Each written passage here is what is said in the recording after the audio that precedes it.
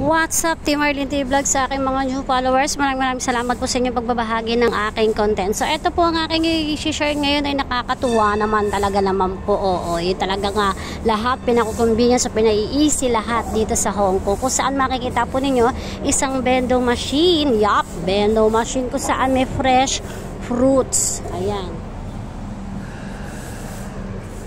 Mga sa orange or sunkiss, ayan. And then after that, meron po ditong monitor kung saan po ninyo makikita ang pag-guide. Opo.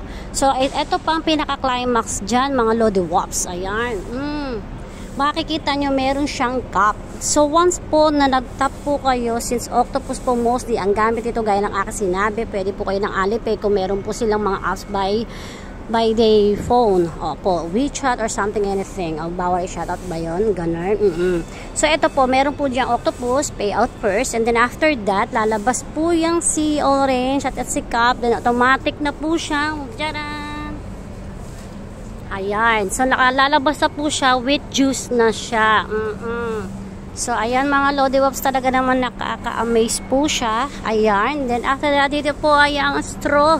So, kukunin mo na lang ang straw, mga lollipops. Ganun. So, 100% natural siya. Ayan. So, nakakatuwa naman po talaga mga vending machine dito sa Hong Kong, kung saan talaga naman nakakatuwa. So, dun sa mga gusto or wala ng time para gumawa ng kanilang juice at ayaw nila ng mga sobrang tamis. So, ito po yung vending machine kung saan ginawa po nila ang natural. As in original. Oo. So, imagine may prutas sa loob. Tapos, may cup. Pagbagsak po ng cup niya, is ready to drink na. O, diba? Ganun. Tapos, nandito po yan. Yan po yung guide. Diba? Inulit ko lang. So, ayan po. May guide po dyan para po kayo ay hindi mahirapan sa pag-top up. Ayan. So, since nagre-reflect po ang salamin, kaya hindi po masyado nakikita. So, pasensya naman na, okay?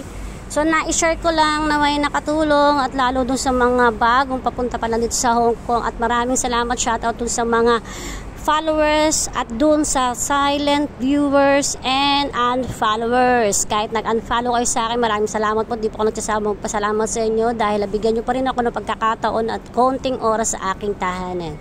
So, God bless you all. Don't skip the ads. Bye for now.